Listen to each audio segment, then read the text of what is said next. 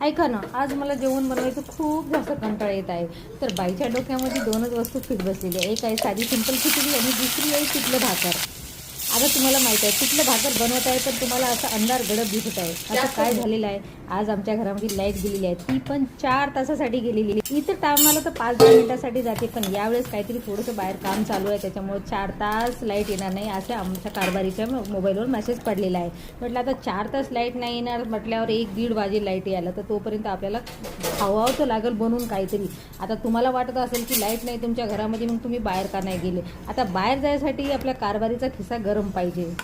आता कारभारीचा खिसा गरम असला तरी त्याचे 2 टोमणे खावंच तर आपलं पिठलं भाकरच पुरते.